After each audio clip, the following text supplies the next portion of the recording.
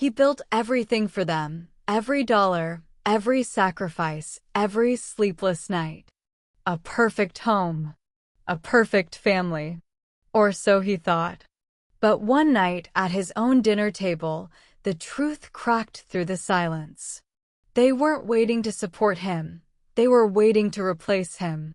And then it hit cold, sharp, final. He wasn't their father anymore. He was just an asset. So tell me, would you forgive them or walk away forever?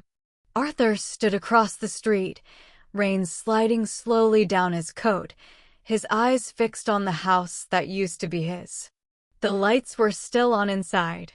Warm. Alive. As if nothing had changed. As if he had never been erased from it. He let out a quiet breath, almost a laugh. 30 years, he muttered. And this is how it ends? A car passed behind him, headlights cutting through the dark, briefly illuminating the suitcase at his feet. That was all he had left. No keys. No access. Not even a place at the table he built. The front door opened. For a second, his body tensed, hope, instinctive, foolish. But it wasn't an invitation. Kevin stepped out, not even looking surprised to see him still there. You should go, he said flatly. No anger. No hesitation. Just final. Arthur searched his son's face. You're really doing this? Kevin didn't answer. He didn't have to. The door closed again. Locked. Something inside Arthur shifted, not breaking, not yet, but hardening. He looked back at the house one last time, the windows glowing behind the rain. A home he paid for. A family he trusted. Gone. And the worst part? This didn't start tonight. It started long before he ever saw it coming. 3 months earlier. 3 months earlier, Arthur Bennett was still a man people respected, someone who had built his life from nothing, brick by brick, decision by decision. He didn't inherit wealth. He didn't have connections. At 22, he was hauling materials on construction sites, hands cracked, back aching, learning how buildings stood long before he ever dreamed of owning one. If you want something solid, he used to say, half joking to the younger workers, you build it yourself. Otherwise, it collapses. And he did build it slowly, relentlessly. A small contracting job turned into a business. One crew became 5. Then 10. Years passed, and Bennett Construction Group became his name, his proof, his legacy. You could still find him walking through sites in a pressed shirt, stepping over dust and steel beams, pointing at details others missed.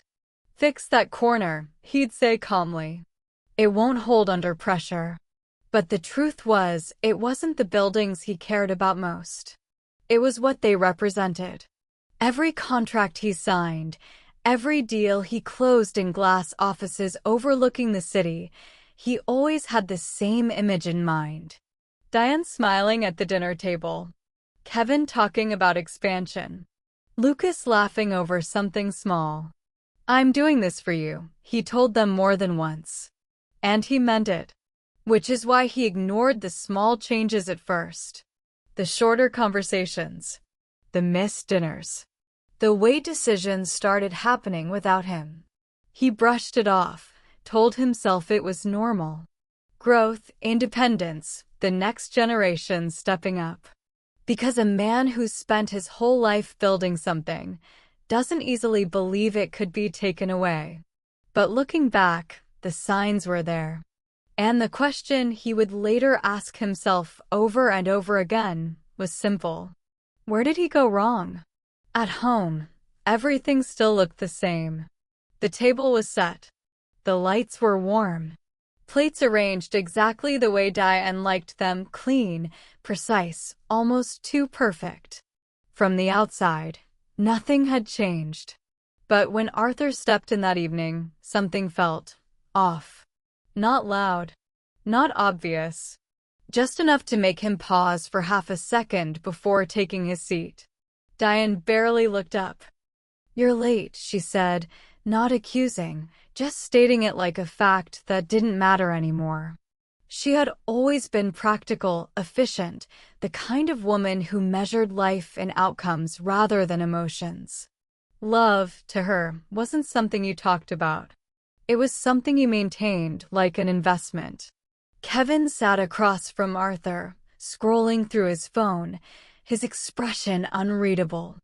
Ambition had always driven him, but lately it had sharpened into something colder. "We closed another deal today," he said without looking up. "Bigger than the last one." There was no excitement in his voice, just calculation. Arthur nodded slowly. "That's good. We should go over it together tomorrow."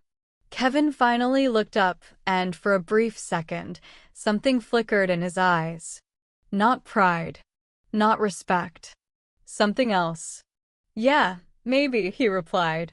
Lucas, on the other hand, stayed quiet. He pushed his food around, glancing between them as if trying to read a conversation no one was saying out loud. "It's a big step," he added softly, almost like he was trying to keep things normal. Arthur gave a small smile, grateful for that. "We'll figure it out as a family." No one answered. The silence lingered longer than it should have. Then, just for a moment, Arthur caught Kevin watching him, too still, too focused. And that look didn't feel like a son looking at his father anymore. Arthur tried to ignore the look, focusing instead on his plate, the quiet clink of cutlery filling the space where conversation used to be. For a few moments, it almost felt normal again, until Kevin set his phone down, slowly, deliberately. The sound was soft, but it cut through the room. "Dad," he said, leaning back slightly, "we need to talk about the company." Arthur looked up. "What about it?" Kevin exchanged a quick glance with Diane. It was subtle, but it was there. Planned. Timed. Diane wiped her hands with a napkin before speaking, her tone calm, controlled. "Things are changing, Arthur. The market, the scale, it's not what it used to be." Arthur frowned slightly. "That's why we adapt. We've done it before." Kevin shook his head. "Not like this. It's bigger now. Faster. It needs different leadership." A pause. Small. Heavy. Arthur's fingers tightened around his fork. "Are you saying I can't handle it?" "No," Kevin replied quickly, but there was no warmth in it. "I'm saying maybe it's time to start thinking about transition." Lucas shifted in his seat, clearly uncomfortable. "Maybe we're just talking about sharing responsibilities," he added, trying to soften it. Arthur let out a quiet breath. "We've always shared responsibility. That's how this family works." Kevin leaned forward now, his eyes steady. "This isn't about sharing anymore." Silence again. Then Diane said it. Simple. Clean. Almost gentle. "Arthur, you're not young anymore." The words didn't land loudly. They didn't need to. Arthur stared at her, something flickering across his face, hurt, confusion, disbelief. "And that means what, exactly?" Kevin answered this time. "It means we need to think long-term. About control. About stability." Control. The word lingered. Arthur leaned back slowly, studying them, really studying them for the first time that night. The calm tone. The prepared answers. The way neither of them hesitated. This wasn't a conversation that just happened. It had already been decided. And suddenly, the question in his mind wasn't what they were saying. It was how long they had been planning it. Arthur didn't respond right away. He let the word control sit there, heavy, echoing louder than anything else said at the table. For a moment, he considered pushing back, asking sharper questions, demanding clear answers, but instead, he reached for his glass, took a slow sip, and nodded once. Calm. Too calm. All right, he said quietly. If that's what you're worried about, we can talk about structure. Adjust roles. Nothing wrong with planning ahead. Diane gave a small, almost relieved smile. Kevin leaned back again, tension easing just slightly, as if something had gone according to plan. And that was the part that didn't feel right. Arthur noticed it immediately. The way Kevin didn't argue. The way Diane didn't explain further. No one pushed. No one clarified. The conversation ended too easily. Lucas glanced at him, hesitant. It's just about making things smoother, Dad, he said. We don't want any complications later. Complications, Arthur repeated, almost under his breath. Then he forced a faint smile. Of course. That makes sense. The room softened again. Plates shifted. Water poured. Diane asked about a meeting the next day as if nothing significant had just happened. On the surface, everything returned to normal. But inside, something stayed unsettled. Arthur had spent decades reading people, partners, clients, competitors. He knew what hesitation looked like, what pressure felt like. And this wasn't either. This was something cleaner, something already decided. Still, he told himself he might be overthinking it. They were his family, his wife, his sons, people he had trusted without question for years. You're just tired, he muttered to himself later that night, standing alone in his study. Don't turn this into something it's not. He closed the folder in front of him without reading the last page. Left the light on. Walked out. And that small choice, barely noticeable in the moment, would cost him more than he could imagine. Because despite everything he had just seen, Arthur chose to trust them. And that was the mistake. The next morning, Diane didn't go to the office. Instead, her car turned quietly into a narrow street downtown, stopping in front of a glass building that reflected nothing but a pale, overcast sky. Inside, everything felt colder, sharper. The kind of place where decisions weren't discussed, they were executed. She walked in without hesitation. I have an appointment, she said at the front desk. No smile. No wasted words. Minutes later, she was sitting across from Rachel Carter. Rachel didn't look surprised to see her. If anything, she looked prepared. Files were already laid out neatly on the table, aligned with unsettling precision. You're earlier than expected, Rachel said calmly, sliding one of the folders forward. I don't have time to delay this, Diane replied, her voice steady. Rachel studied her for a second, then nodded. Then let's be clear. Once we start, there's no reversing it without consequences. A brief pause. Diane didn't flinch. I understand. Rachel opened the file. Pages filled with legal language, ownership structures, transfer clauses. Cold. Exact. Designed to move control without noise. Your husband still believes this is about restructuring, she said, almost casually. Diane's lips pressed into a thin line. He believes what he needs to believe. Another micro-pause. Rachel leaned back slightly. And your sons? They're on board. No hesitation. No doubt.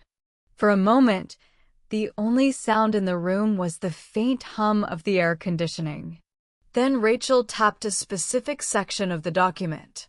Once he signs here, operational authority shifts. Gradually at first, then completely. Diane glanced down, her eyes scanning the line. This is clean, she said. It's final, Rachel corrected. Silence settled again, but it wasn't uncertain. It was controlled. Planned. Diane reached for the pen. And in that quiet, sterile room, with no raised voices, no visible conflict, the betrayal stopped being an idea. It became a decision.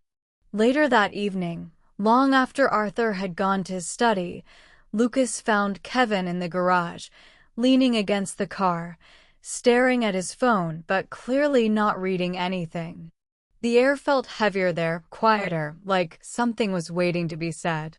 "You meant what you said at dinner?" Lucas asked, keeping his voice low. Kevin didn't answer right away. He slipped the phone into his pocket and looked up, calm, almost too calm. "About the company?" "Yeah." Lucas frowned. It sounded like more than that. A small pause. Then Kevin stepped closer. "Because it is." The words landed harder than expected. Lucas shook his head slightly. "He's still running everything. He built it." We're not just doing anything," Kevin cut in, his tone sharpening for the first time. "We're stepping in before it's too late." "Too late for what?" "For us." Kevin's eyes locked onto his. "You think this stays stable forever? That he won't make a mistake? One bad deal, one wrong call, and everything we've grown up with disappears." Lucas hesitated. That hit something. Kevin noticed. Pressed forward.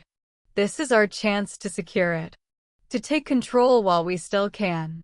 Lucas looked away, running a hand through his hair. "That sounds like we're pushing him out." Kevin didn't deny it. "We're protecting what's ours." A quiet tension stretched between them.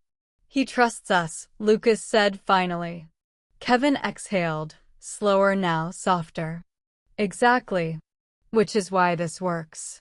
That sentence hung there, too clean, too calculated. Lucas stared at him. "You've been thinking about this for a while, haven't you?" Kevin didn't smile. "Long enough." Silence again. Then Kevin added, almost casually, "Look, you don't have to do anything dramatic. Just don't get in the way. Sign when it matters." "That's it." Lucas swallowed. His chest tightened in a way he couldn't explain. This wasn't a business decision anymore. It felt personal. Final. "Say something," Kevin pressed. Lucas nodded once. Small. Uncertain. "Yeah, okay." But even as the words left his mouth, something in his expression didn't settle. Because deep down, he knew this wasn't just about the company anymore. It was about choosing a side. The shift didn't happen all at once. That was what made it harder to see and harder to fight. At first, it was small things. Meetings moved without notice. Emails Arthur was supposed to be copied on never arrived. Decisions he used to lead were suddenly already handled. "Didn't we have a review this morning?" Arthur asked one afternoon, stepping into the conference room just as people were leaving. Kevin didn't stop walking. "We wrapped it up early. Nothing major." Arthur glanced at the screen, charts still open, projections half erased. "Not nothing. Not even close." He turned to Lucas. "You could have told me." Lucas hesitated, eyes dropping. "I thought Kevin did." A simple answer. Too simple. Another day, another gap. Arthur reached his office to find a contract sitting on his desk, already signed by Kevin. A deal Arthur had been negotiating for weeks. "You finalized this?" Arthur asked, holding up the papers. Kevin barely looked up from his laptop. Timing was right. "We couldn't wait." "We," Arthur repeated. No response. The word hung there, unanswered. Even at home, the silence followed him. Conversations shortened. Questions redirected.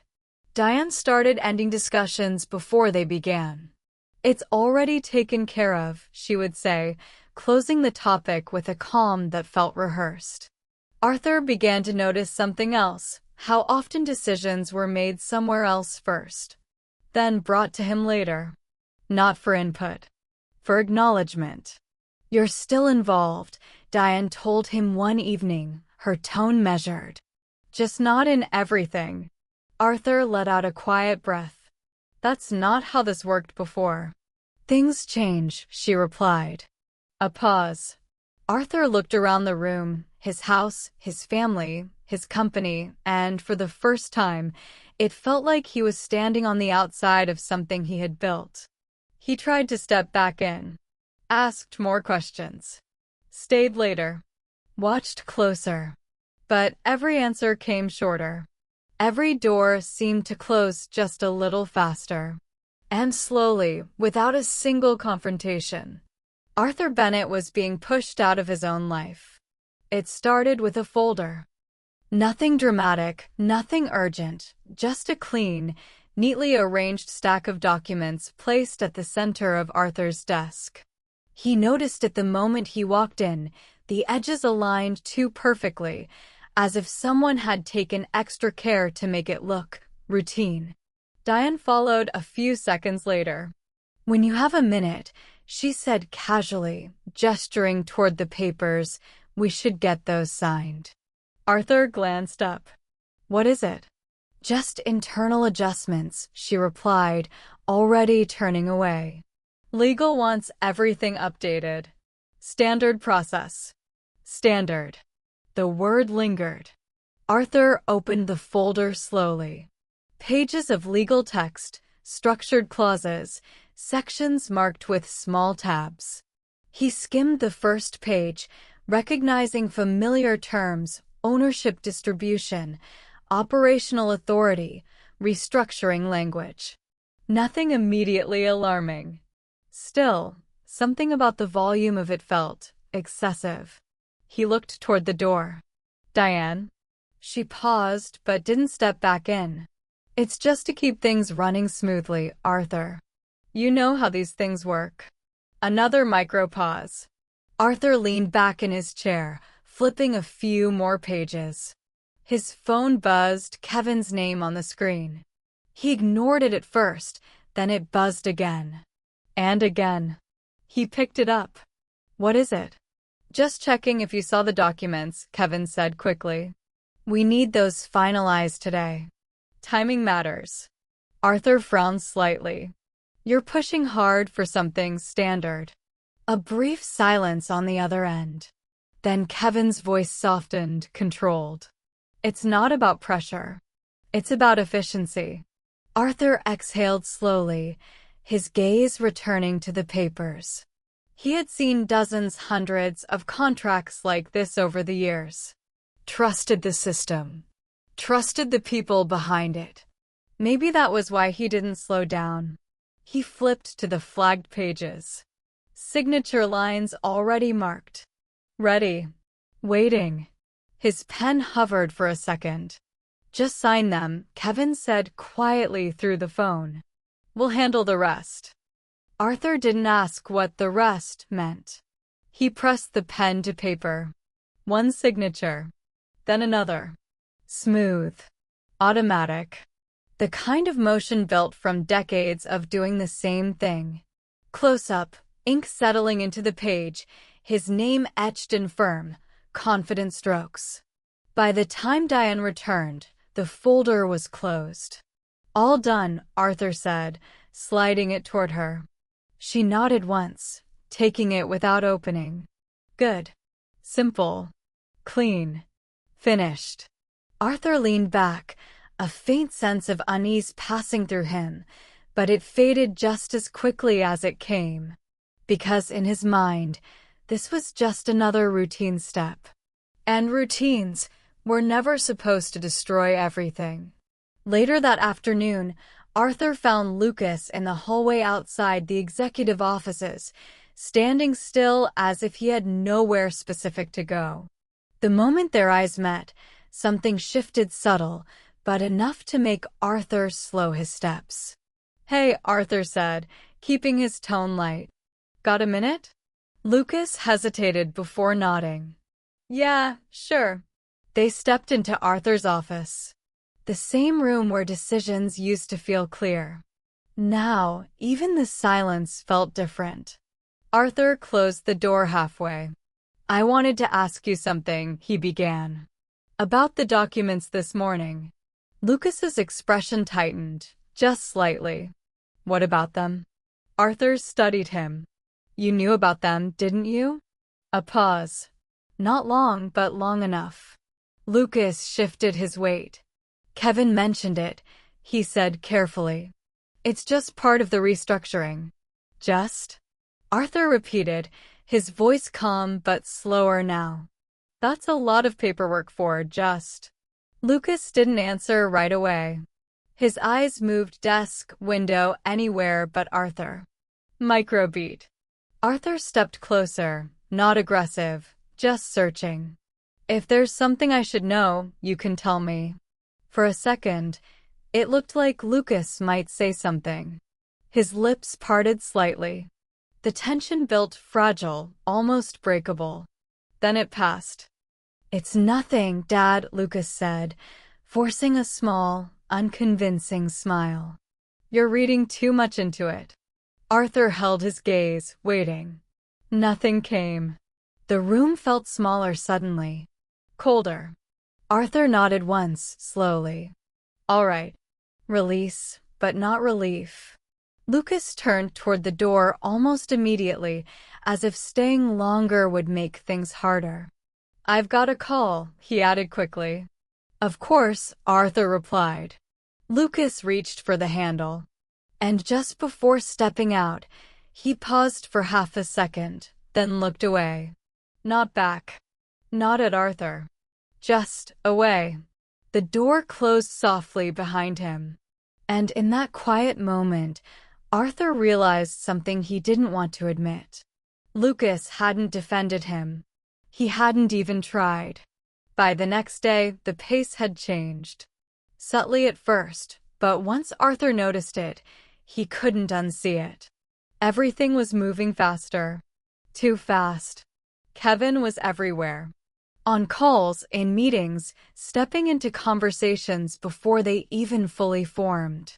We don't have time to delay, he said more than once, his tone sharp, decisive. Not asking. Directing. Arthur walked into another meeting mid-discussion, again uninvited. Slides were already halfway through. Numbers he hadn't reviewed. Decisions already leaning in one direction. We're moving forward with this, Kevin said, tapping the screen. Arthur stepped in. Hold on. We haven't even discussed the risks. Kevin didn't argue. He didn't raise his voice. He just looked at him, calm, controlled. We've evaluated them. We. Arthur repeated. A brief silence. Then Kevin turned slightly toward the others. Unless there are objections? No one spoke. Not even Lucas. Micro-pause. Arthur felt it then. Not resistance, not even disagreement. Something colder. Alignment. He exhaled slowly. You're making decisions without me now? Kevin met his eyes directly. We're making decisions efficiently. Release. But it didn't settle anything. The room moved on without waiting for Arthur's answer. Notes were taken. Tasks assigned. Conversations shifted forward as if the outcome had already been accepted. And for the first time, Arthur wasn't trying to understand what was happening. He was trying to catch up to something that was already ahead of him. That night, Arthur didn't go home right away. He stayed in his office long after the building had emptied, the silence pressing in from every corner. The city lights reflected faintly on the glass behind him, but inside, everything felt dimmer. Slower. He opened his laptop, pulling up internal accounts, access logs, approvals, small things, routine things he had checked 1,000 times before. At first, nothing stood out. Just numbers. Movements. Activity. Then something didn't match. Arthur leaned closer, scrolling back. A transaction he didn't authorize. Then another. Adjustments made under executive clearance, his clearance. That's not right, he murmured. He reached for his phone and dialed.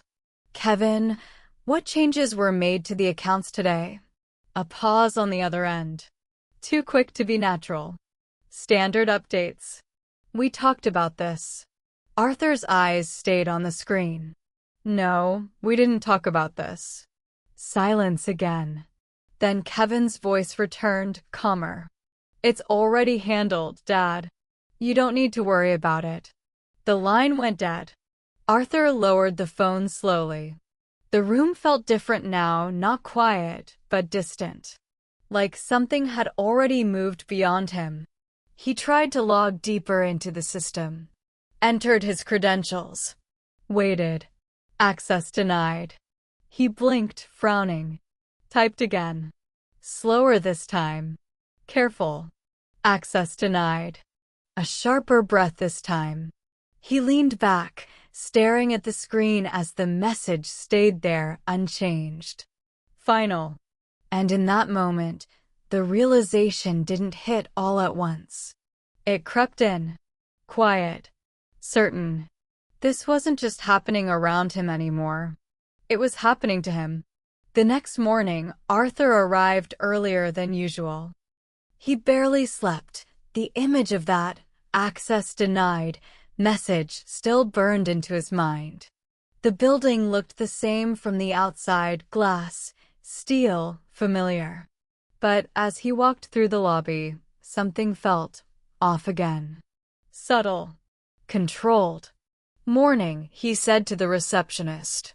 She hesitated. Just a fraction. Good morning, Mr. Bennett. Micro pause. Arthur kept walking.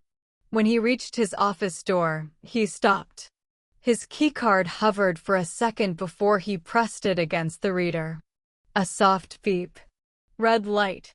Access denied. Arthur frowned. Tried again. Same result. That's not possible, he muttered. A voice behind him. We updated access levels this morning. He turned. Kevin stood there, composed, hands in his pockets like this was just another routine adjustment. Arthur stared at him. Updated. Kevin nodded once. Temporary measure. While we finalize the restructuring.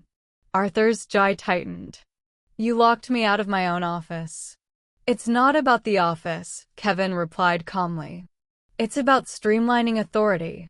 Streamlining. Another clean word for something that felt anything but clean. Arthur stepped closer. Since when do you make that decision without me? Kevin didn't step back. Since the structure changed. A beat. Arthur searched his face. When did it change? No immediate answer. Instead, Kevin pulled out a tablet, tapped once, then turned the screen toward him. Documents. Signatures. Legal confirmation. Arthur's eyes moved quickly across the page, then stopped. His name. His signature. Micro-shock. His voice dropped. These are the papers from yesterday. Kevin held his gaze. Yes. Arthur's mind raced, connecting pieces too late. The urgency. The calls. The way everything had been pushed forward. You used those to remove me? Kevin didn't deny it. We used them to transition leadership. Silence. Arthur took a slow breath, but it didn't steady anything.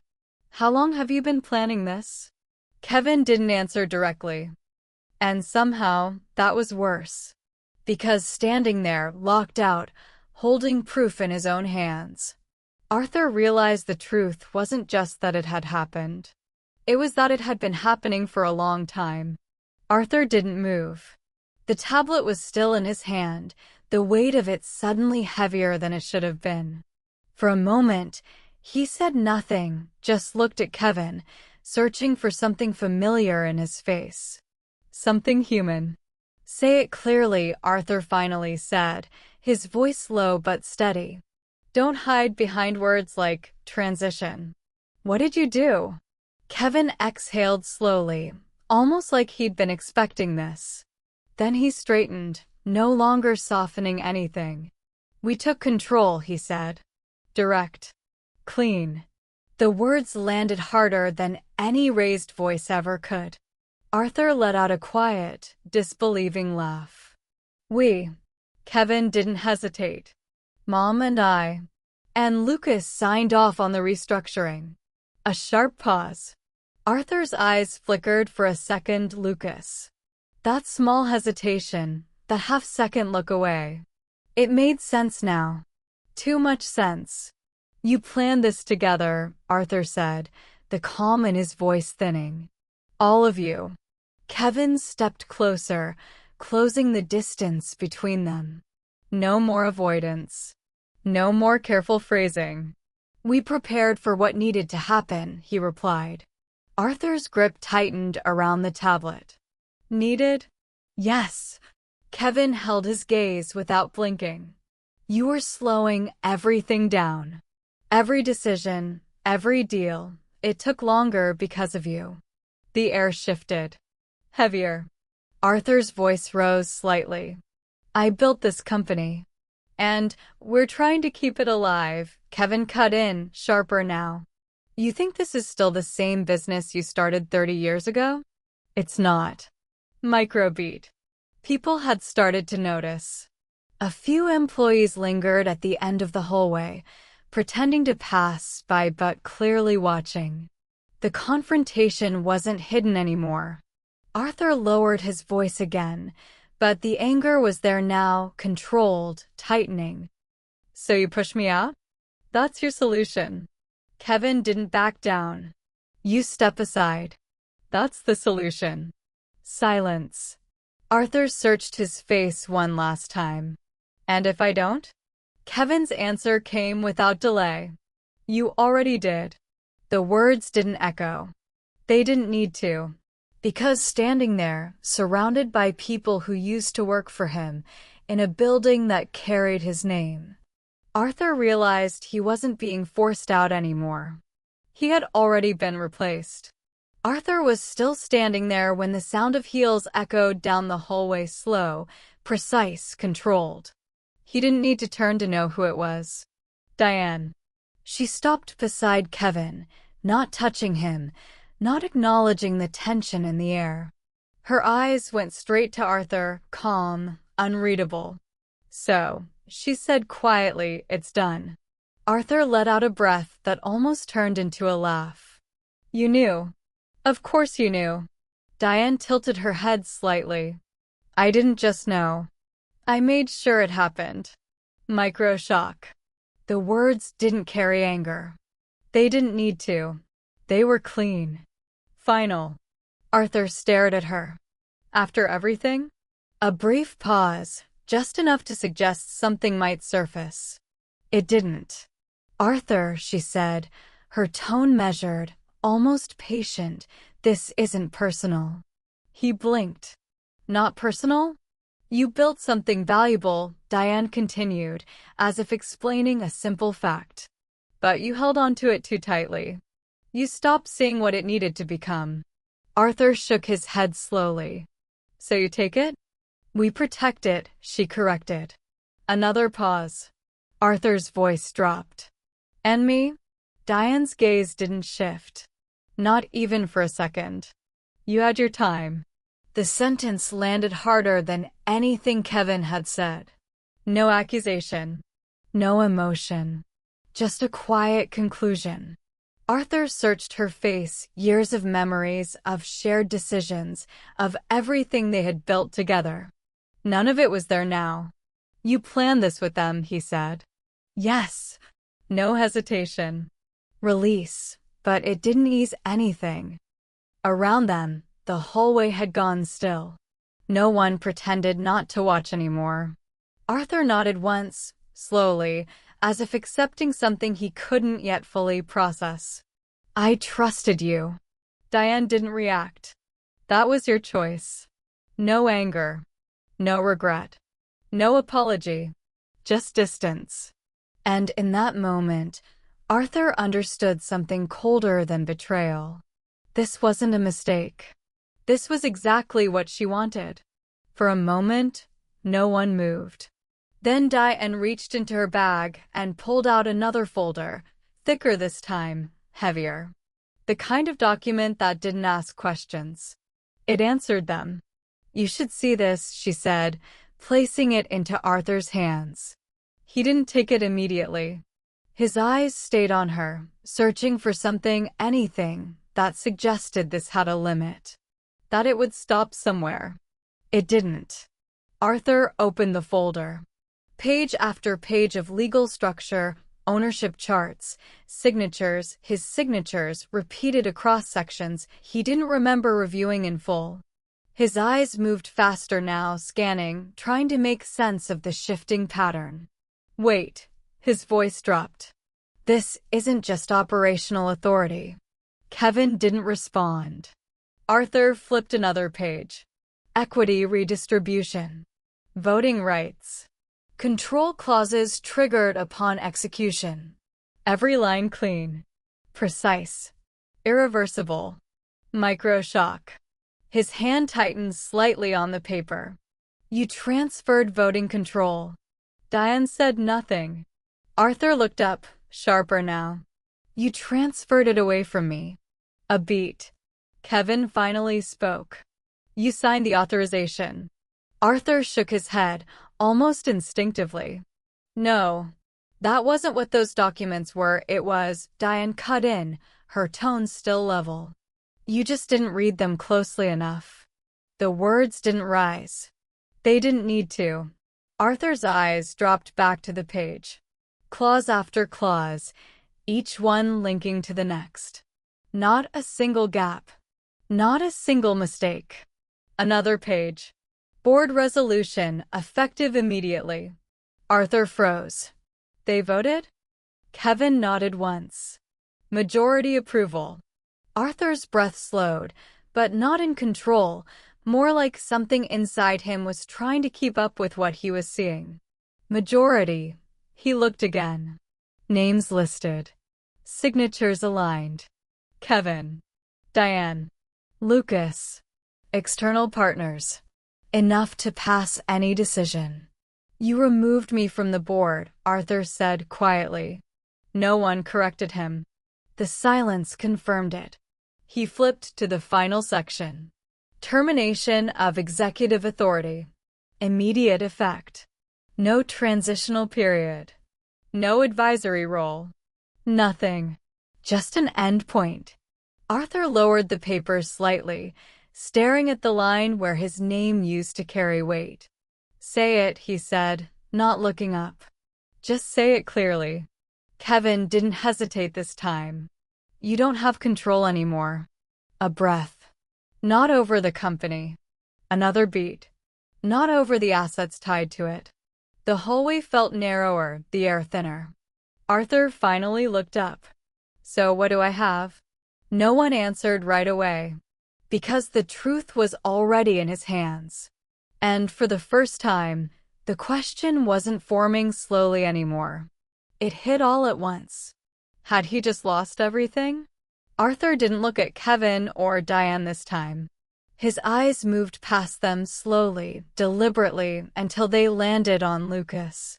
Lucas was standing a few steps back, just outside the center of it all, like he had been trying to stay there the entire time. Not leading, not speaking, just present.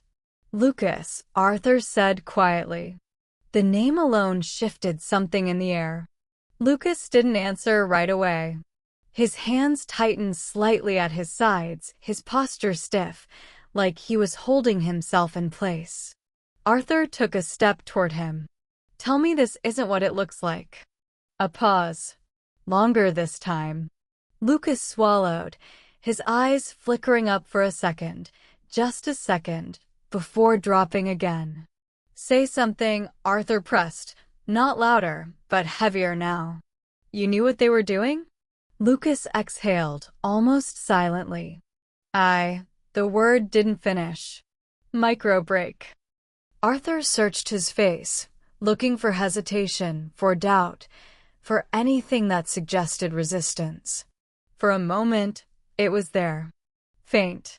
Almost enough. Then Kevin shifted slightly behind him. Just a movement. No words. Lucas noticed. And whatever was about to come out of him, stopped. "It's already done," Lucas said finally, his voice low, controlled, but distant. "There's nothing to change now." Arthur blinked, as if the sentence hadn't fully registered. "That's what you're saying?" Lucas didn't answer. Didn't look up. Didn't move. Release. But it cut deeper than any confrontation. Arthur let out a slow breath, something in it breaking, not loudly, not visibly, but enough. "I wasn't asking about the papers," he said. "I was asking about you." Another silence. Lucas's jaw tightened, but he still didn't speak. Didn't defend. Didn't deny. And in that moment, the truth settled in, not through words, but through absence. Lucas hadn't just chosen a side. He had chosen it, without saying it. Arthur didn't remember the drive home. The road, the traffic, the turns, none of it stayed with him. Only the silence did. Heavy. Pressing. When he stepped inside, the house was exactly the same. Lights on. Everything in place. Nothing broken. Nothing missing. Except something was. He walked slowly into the living room, eyes scanning instinctively, as if something might still be where it used to be. His chair. His space. His life. Diane was already there. Standing. Waiting. "We need to talk," she said. Arthur let out a quiet breath. "We've done enough of that today. This isn't about the company." A pause. Arthur looked at her. Really looked this time. "Then what is it about?" Diane didn't hesitate. "You should find somewhere else to stay." Micro shock. Arthur blinked once. "What?" "It's temporary," she added quickly, but her tone didn't match the word. "Things are complicated right now." Arthur let out a short, disbelieving laugh. "Complicated?" Kevin stepped into the room from the hallway. He didn't sit. Didn't soften anything. "It's better this way," he said. Arthur turned toward him slowly. "Better for who?" No answer. Lucas stood behind them, quiet again, like before. Always just far enough to not be part of it. Arthur's voice lowered. "This is my house." Diane shook her head slightly. "It's under the trust now." Another pause. Arthur processed it, slow, painful. The documents. The signatures. The restructuring. It didn't stop at the company. "You moved the house too," he said. No one denied it. Release. But it hit harder. Arthur walked past them without another word, up the stairs. Each step felt heavier than the last. He entered the bedroom, opened the closet. For a second, he just stood there. Looking. Not moving. Then he reached for a suitcase. Zipper sliding open, sharp in the quiet. He didn't take much. A few shirts. Documents. Things that still felt like his. Every movement slow, deliberate, like if he rushed, something would break completely. Downstairs, no one followed. No one stopped him. When he came back into the living room, the suitcase in his hand, Diane had stepped aside. Not to help. Just to clear the path. Arthur stopped near the door. 30 years, he said quietly. "And this is how you end it?" Diane didn't respond.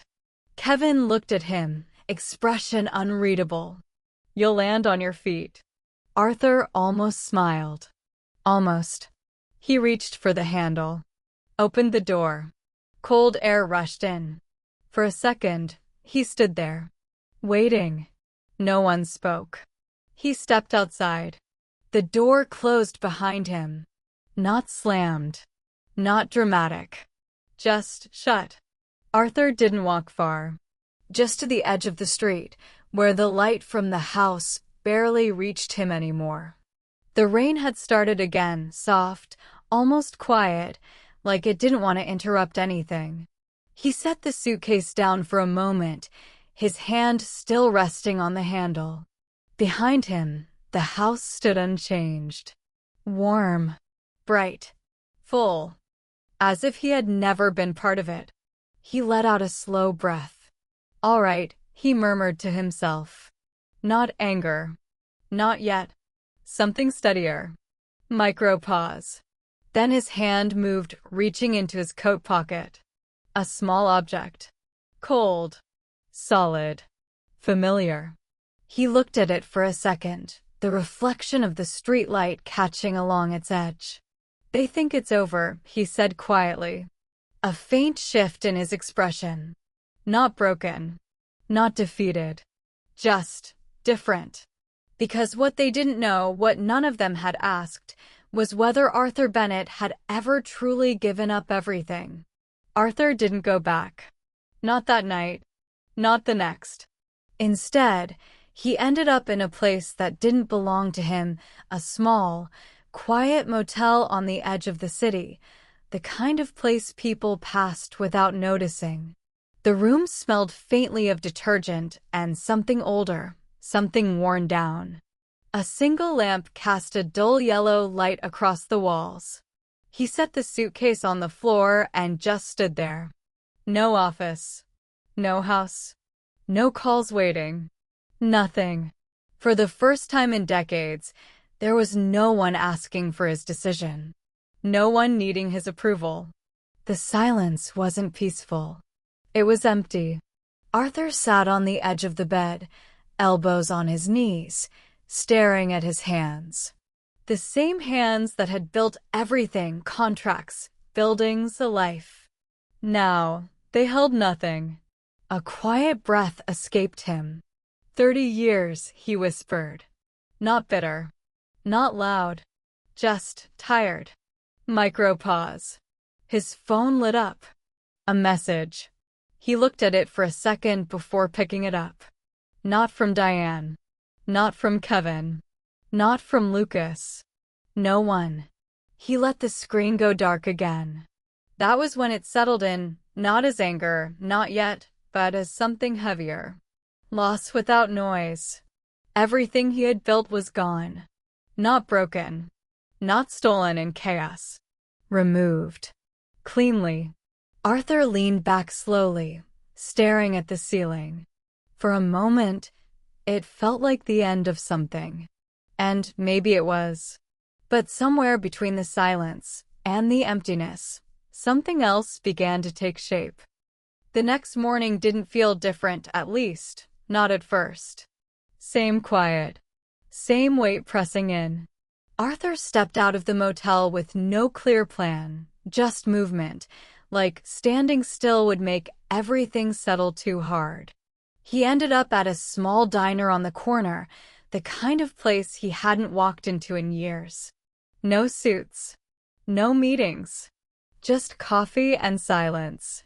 He sat down, barely noticing the waitress setting a cup in front of him. You look like you didn't sleep, she said casually. Arthur gave a faint nod. Something like that. Micro pause. The bell above the door rang. Arthur didn't look up at first. Then a voice cut through, familiar, unexpected. Well, I'll be damned. Arthur turned. Mark Sullivan stood there, older, sharper around the edges, but unmistakable. The man who had once built alongside him before they went separate ways. Arthur? Mark stepped closer, studying him. Didn't expect to see you here. Arthur let out a quiet breath. Yeah, I didn't expect that either. Mark slid into the seat across from him without asking. You look like hell, he said bluntly. Arthur almost smiled. Almost. That obvious? Always was, Mark replied. You never knew how to hide it. A small silence settled, not uncomfortable, just real. Then Mark leaned forward slightly. So what happened? Arthur hesitated. For the first time, he didn't deflect. I lost it, he said. All of it. Arthur held his gaze. Everything that mattered. Mark didn't react the way most people would. No sympathy. No shock. Just a slow nod, like he was putting pieces together. Then maybe it's not over, Mark said. Arthur frowned slightly.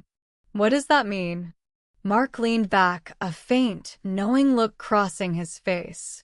It means you might not be as out as you think. And for the first time since everything collapsed, something shifted. Small, quiet, but enough to feel like the beginning of something. Arthur didn't respond right away. He just watched Mark, trying to decide if this was sympathy or something else. "You're telling me I didn't lose everything?" he asked quietly. Mark didn't answer immediately. Instead, he reached into his coat, pulled out his phone, and slid it across the table. "Take a look." Arthur frowned slightly, but picked it up. A document was already open. Financial records. Ownership layers. Entities stacked under entities. At first glance, it looked like noise until a name caught his attention. He leaned in closer. "That's not possible." Mark folded his arms. "You remember the offshore structure we set up years ago?" Arthur's eyes didn't leave the screen. "That was inactive. We never used it." "Not publicly," Mark replied. Micro pause. Arthur scrolled. The numbers were real. Active. Moving. And the control line, hidden beneath layers of legal distance, led somewhere very specific. To him. "No," Arthur said under his breath, almost to himself.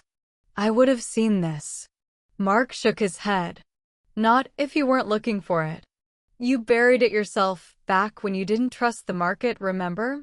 You wanted a fallback no one could touch." Arthur's memory flickered. Late nights, risk discussions, a contingency plan he had insisted on but never expected to need. Something separate. Untied from the main structure. Untouchable. His grip on the phone tightened slightly. They didn't find it. Mark gave a faint, knowing smile. They couldn't. It's not connected the way they think your assets are. Arthur exhaled slowly, but this time it wasn't empty. Something was shifting again, faster now. Sharper. "They took the company," he said, more clearly now. "Yes." "They took the house." "Yes." Arthur lifted his eyes. "But they didn't take everything." Mark didn't need to answer. Because for the first time since the door closed behind him, Arthur wasn't looking at what he had lost. He was looking at what was still his. Arthur set the phone down slowly, but this time his hand didn't shake. The weight in his chest was still there, but it had changed. No longer confusion. No longer shock. Focus. He looked at Mark, eyes sharper now. "How fast can this move?" Mark didn't hesitate. "Fast enough, if you know exactly where to hit." Micro pause. Arthur leaned back slightly, his mind already moving, connecting structures, ownership gaps, leverage points. "They think they took control," he said quietly. "Which means they're exposed." Mark gave a small nod. "They consolidated everything under one visible structure. Clean. Efficient. And fragile," Arthur finished. A faint shift passed between them, something unspoken, but understood. Arthur reached for the phone again, scrolling with more purpose this time. "If I trigger this asset, liquidity hits where?" "Upstream," Mark replied. "It forces pressure on their operating cash." Arthur's jaw tightened. "And if their cash flow tightens, they start making mistakes." Release, but it wasn't relief. It was precision. Arthur stood up, pacing once, slow, controlled. Every step measured. "No noise," he said. "Not yet. They think I'm done. That's the advantage." Mark watched him carefully. "You're not going to confront them?" Arthur stopped. A faint, almost humorless smile crossed his face. "Not like before." Microbeat. "They wanted control," he continued. "Let them have it. For now." He turned back to the table, tapping lightly on the screen. "We don't go after the front door.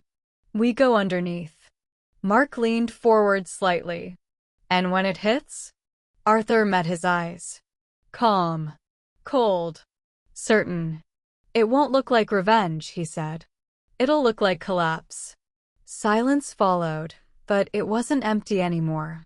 Because in that moment, the man who had lost everything was already building something new. At first, nothing seemed wrong. The company was still running. Deals were closing. Numbers were holding. From the outside, Kevin and Diane had exactly what they wanted: control, authority, momentum. But then, small things began to shift. A payment delay. Minor at first.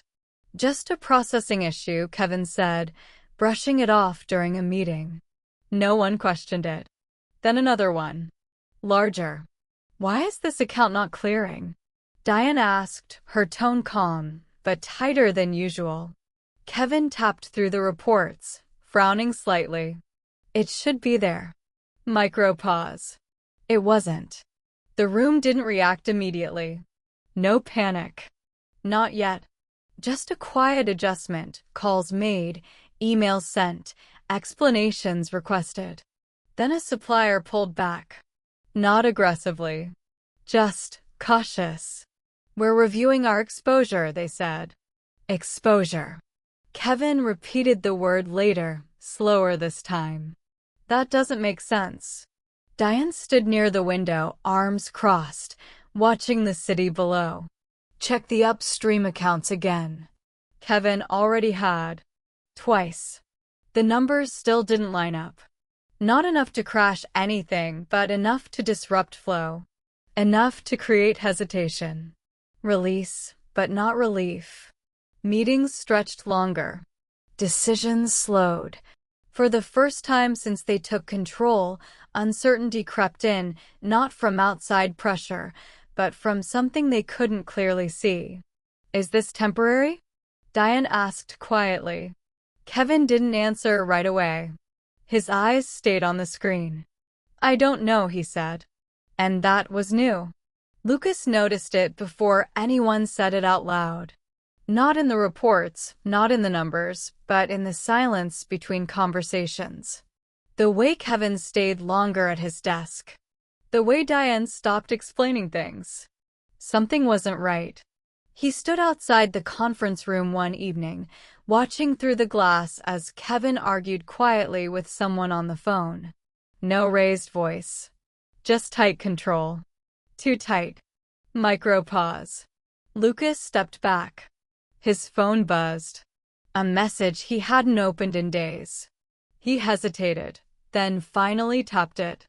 Old messages. From Arthur. Call me when you're free. We should talk. Nothing angry. Nothing accusing. Just there. Lucas swallowed. He remembered that moment, the office, the question, the chance to say something. To stop it.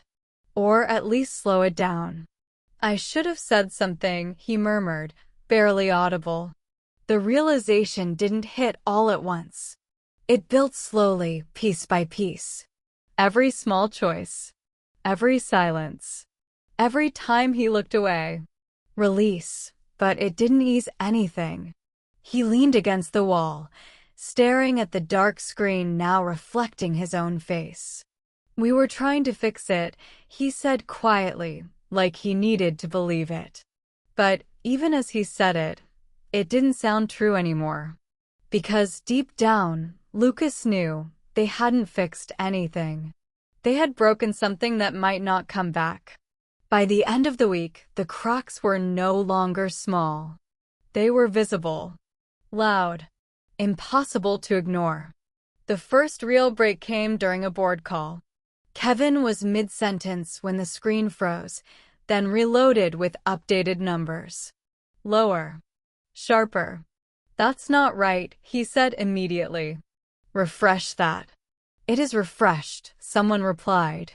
We just lost the upstream line. Micro shock. Kevin's expression hardened. That line doesn't just disappear. But it had. Within hours, the ripples spread. Payments stalled. Contracts paused. One partner pulled out entirely. Then another followed, not aggressively, just fast. Too fast to stop. Diane moved through the office with controlled urgency, issuing instructions, redirecting teams. Stabilize cash flow. Cut exposure. Now. But every fix seemed to reveal another problem underneath. Lucas stood in the hallway again, watching the movement escalate, phones ringing nonstop, voices rising despite attempts to stay composed. It wasn't chaos yet, but it was close. "Kevin," he said quietly, stepping into the office, "what's happening?" Kevin didn't look up. "We're dealing with it." That's not an answer. A pause. Then Kevin finally turned, frustration slipping through. "We're being squeezed. From somewhere upstream." "By who?" Kevin didn't respond. Because he didn't know. Release, but this time, it came with impact. The numbers kept shifting. Down. Contracts marked on hold. Alerts stacking faster than they could process. And for the first time since they took everything, control started to slip. By the next morning, it wasn't a slowdown anymore. It was collapse. Kevin stood in the middle of his office, staring at the screen as red indicators filled the dashboard, one after another, faster than he could process. Accounts frozen. Credit lines pulled. Emergency notices flashing across multiple divisions. No, that's not possible," he muttered, refreshing again. Nothing changed. Microshock. His phone rang. He grabbed it instantly. "Tell me you fixed it." "We can't," the voice on the other end said. "They're calling in everything. We don't have the liquidity to cover it."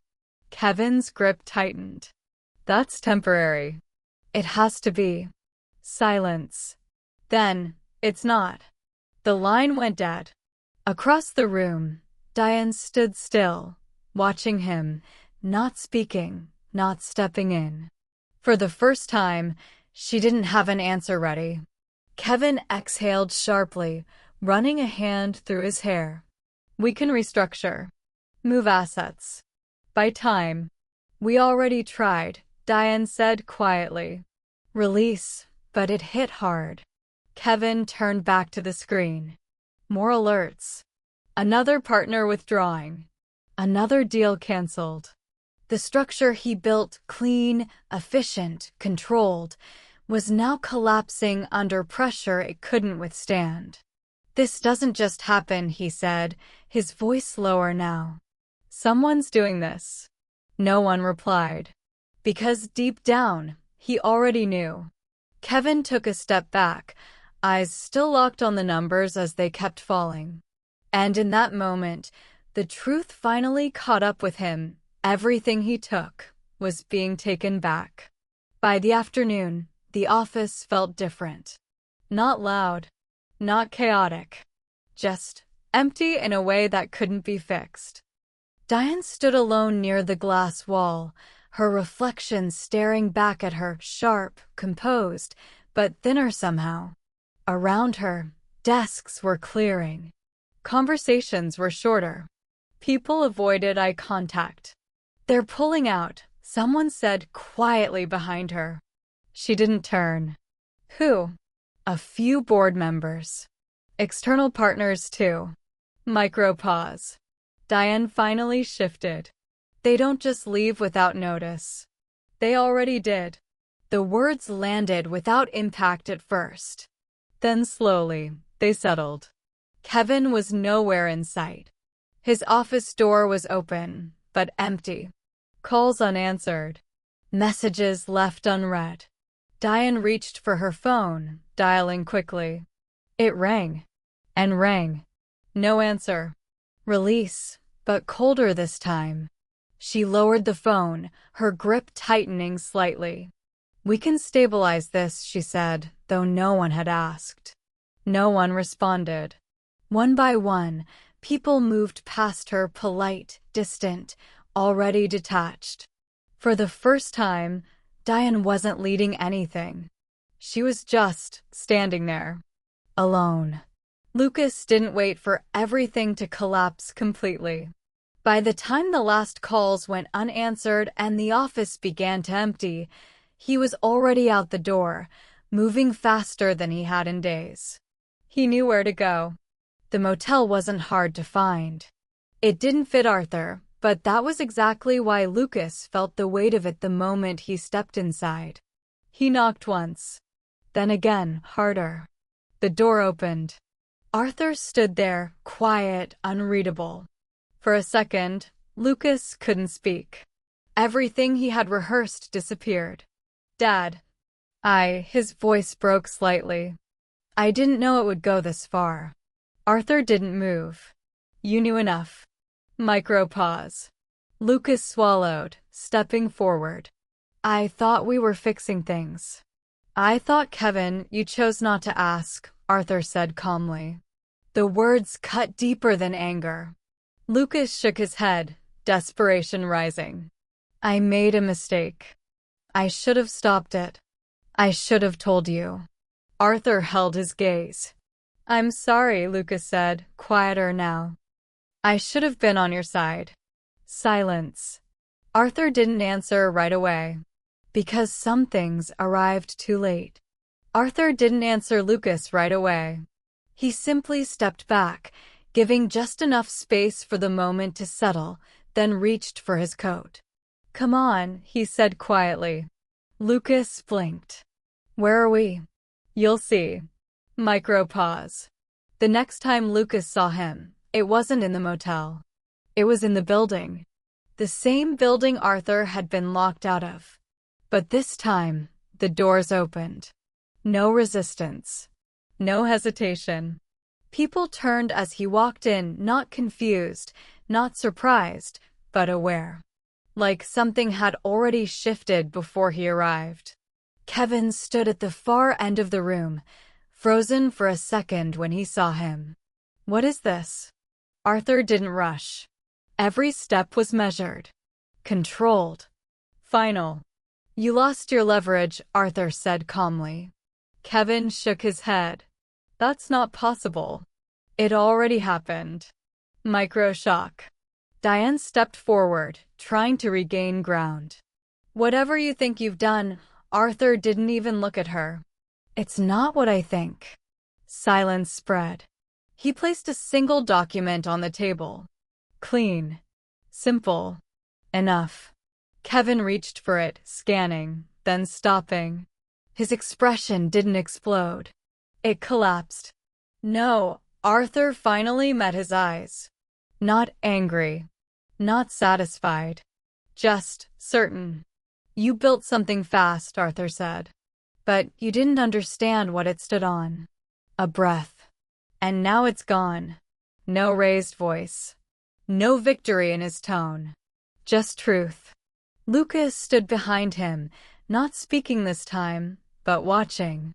Arthur turned slightly, heading toward the exit again. Wait, Kevin said, his voice cracking just enough. What happens now? Arthur paused at the door. Then, without turning back, you figure it out. Arthur didn't look back as he walked away, but the weight of everything stayed behind him, unfinished, unresolved, still hanging in the air like a question no one could answer for him. Because the truth is, this wasn't just his story anymore. It becomes yours the moment you ask yourself, what would you do? If the people you trusted most, your own family, took everything from you, step by step, smiling while they did it, would you still find a way to forgive them? Or would you walk away, completely? Think about that for a second. Not the easy version. The real one. The one where you remember every moment, every silence, every lie, every time they chose themselves over you. Would forgiveness still feel right? Or would it feel like losing yourself one more time? Some people believe family is everything. That no matter what happens, you find a way back. Others believe respect comes first, and once it's gone, there's nothing left to save. So where do you stand?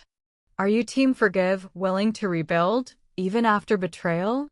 Or team walk away, Choosing peace over people who broke your trust? And here's the harder question. If money was the reason they turned against you, if greed was enough to tear everything apart, does that family still deserve a second chance? Or was that moment the truth of who they really are? Drop your answer below. Not just a word, explain it. Because there's no right side here. Only the one you're strong enough to live with.